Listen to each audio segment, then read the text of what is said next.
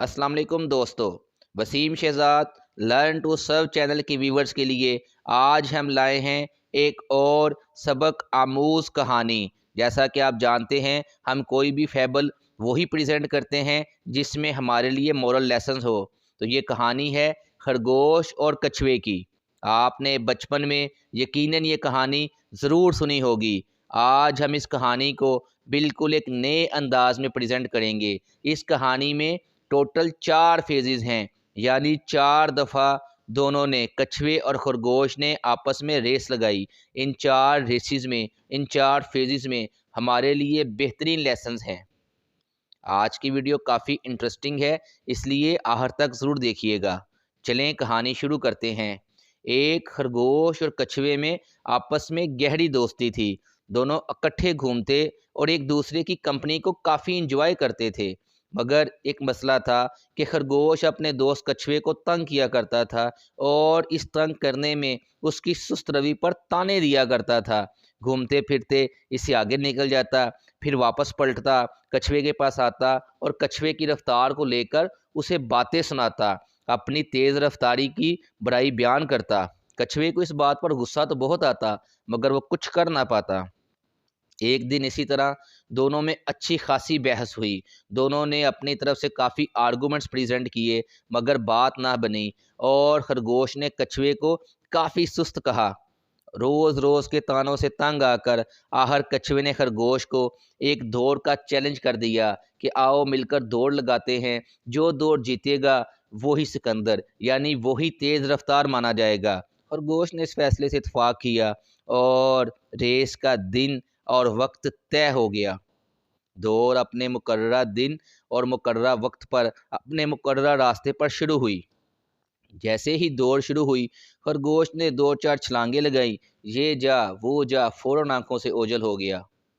थोड़ी दूर जाकर खरगोश ने पीछे मुड़कर देखा, इसे कछुआ कहीं नजर न आया। तो इसने कछुए को टीज करने के लिए रास्ते में रुकने का फैसला किया, ताकि कछुए का रास्ते में ही मजाक उड़ाए और फिर उसके सामने रेस ख़त्म करके अपनी जीत का ऐलान करे।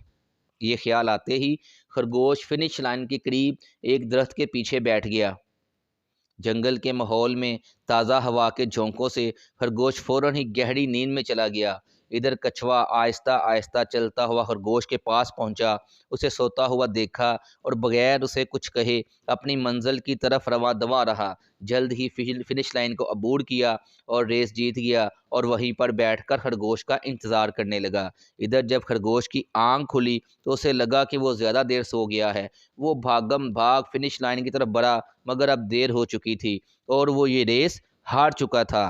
तो इस स्टोरी का मोराल क्या है? Slow and steady wins the race. मुस्तकिल मिजाजी सबसे अहम सलाहियत है। दोस्तों, यहाँ तक कहानी हम सब ने सुनी है। अब कहानी के अगले फेज की तरफ चलते हैं, जो कि काफ़ी इंटरेस्टिंग है। खरगोश इस हार से काफ़ी अपसेट हुआ कि वो तेज़ रफ्तार होकर भी हार गया। उसने अपना एनालिसिस किया कि वो क्यों हारा।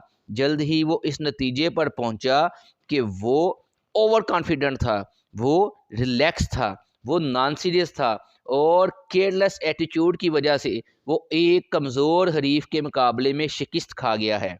अपना एनालिसिस करने के बाद खरगोश ने कछुए को दोबारा रेस के लिए चैलेंज कर दिया, जिसे कछुए ने फ़ौरन ही कबूल कर लिया, क्योंकि वो तो पहले ही इस रेस का चैम्पियन था। दोबारा दिन और वक्त डिसाइड हुआ, रास्ता डिसाइड हुआ और अपने मुकर्ररा दिन और अपने मुकर्ररा वक्त पर रेस शुरू होगी। इस मर्तबा भी खरगोश ने अपनी पहले की तरह छलांगे लगाई और जल्द ही काफ़ी फासला तय कर लिया।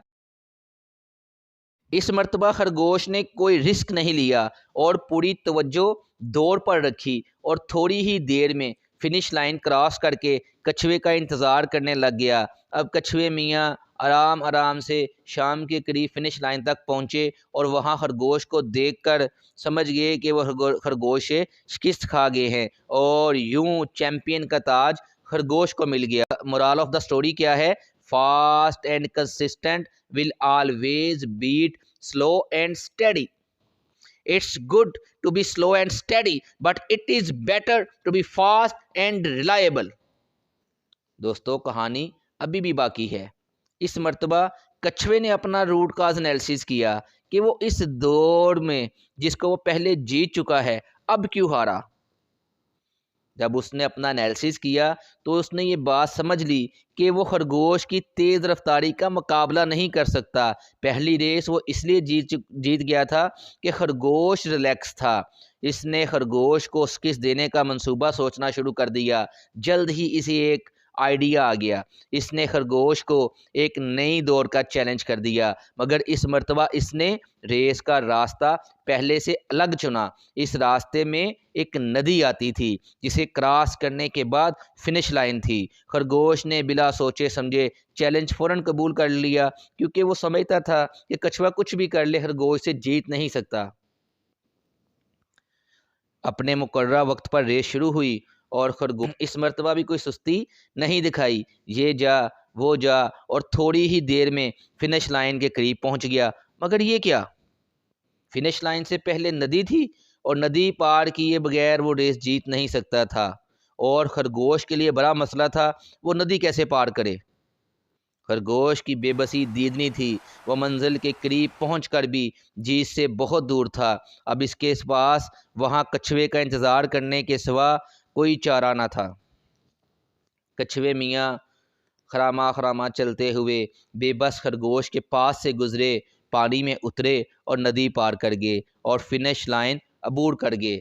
कछुए ने अपनी जहानत से ये मुकाबला जीत लिया। इसने कामयाब मनसूबाबंदी से अपने से कई गुना ज़्यादा तेज़ रफ्तार हरीफ को बड़ी आसानी से शिकस्त दे दी। तो मोरल ऑफ द स्टोरी क्या है? First, identify your core competence and then change the playing field according to your core competence. दोस्तों, कहानी अभी भी बाकी है। कछुआ और खरगोश चूंकि आपस में बेहतरीन दोस्त थे, उन्होंने सोचा कि ये आखिरी दौड़ इससे बेहतर तरीके से दौड़ी जा सकती है जैसे उन्होंने दौड़ा है। अब इन्होंने मिलकर प्लानिंग की और पहले खरगोश ने स्टार्ट लाइन से लेकर नदी तक कछुए को खुद पर सवार करके तेज़ रफ्तारी से फासला तय किया और फिर नदी का फासला खरगोश ने कछुए की पीठ पर बैठकर तय किया और बकिया का फासला दोबारा खरगोश ने कछुए को खुद पर सवार करके तेज़ रफ्तारी से तय किया। तो ये कहानी हमें बताती है कि आप बहुत ब्रिलियंट हैं, मगर कुछ जगह पर आपकी कोर कंपिटेंस फेल हो जाती है। तो आपको किसी दूसरे की कोर कंपिटेंस की ज़रूरत पड़ती है। कुछ ऐसे मकाम आ जाते हैं जहां दूसरे आपसे बेहतर होते हैं। इसलिए टीम में रहकर काम करते हुए एक दूसरे की कंपिटेंस का एहतराम करना चाहिए। आप जब एक दूसरे का एहतराम करते हैं, एक दूसरे की कंपिटेंस को रिस्पेक्ट देते हैं और एक दूसरे की कंपिटेंस को यूज़ करते हैं, तो आपकी परफॉर्मेंस आउटस्टैंडिंग हो जाती है। और जब आप सिर्फ अपने आप पर रिलाई करते हैं, अपने आप को दूसरों से बेहतर समझते हैं, अपने आप को अक्ले कुल समझते हैं और यू आर ओनली जीनियस बनने की कोशिश करते हैं, तो आपकी परफॉर्मेंस बिलो पार रह जाती है। इस कहानी में देखें तो हमारे लिए काफ़ी सबक हैं। टीम में काम करते हुए सिचुएशनल लीडरशिप करनी पड़ती है। हर सिचुएशन का लीडर अलहदा होता है। वो सिचुएशन को लीड करता है और अपनी टीम को सिचुएशन में कामयाबी दिलाता है। इस कहानी में देखें, ना तो खरगोश ने और ना ही कछुए ने गिव अप किया, बल्कि हार के बाद दोनों ने अपना एनालिसिस किया और दोबारा सिचुएशन को हैंडल किया और जीत कर दिखाया। खरगोश ने देखा कि वो रिलैक्स था, तो उसने क्या किया, उसने सख्त मेहनत की, हार्ड वर्क से जीत कर दिखाया। कछुए ने देखा कि वो इससे ज़्यादा हार्ड वर्क नहीं कर सकता वो जितनी कर रहा है, तो उसने क्या किया, उसने स्ट्रेटजी बदली और जीत कर दिखाया। देखें, लाइफ में कभी सख्त मेहनत करना पड़ती है और कभी सख्त मेहनत काम नहीं आती। आपको स्ट्रेटजी बदलना पड़ती है और कभी कभार आपको दोनों बदलना पड़ते हैं। And sometime it is appropriate to do both. इस कहानी में हमें जो सबक मिले हैं उनको सम अप करते हैं कि पहला सबक तो ये है कि fast and consistent always beat slow and steady. और दूसरा सबक है कि हमेशा हमें अपनी स्ट्रेंथ पर खेलना चाहिए। और तीसरा सबक क्या है कि हमें आपस में एक दूसरे से मुकाबला करने की बजाय हालात का मुकाबला करना चाहिए।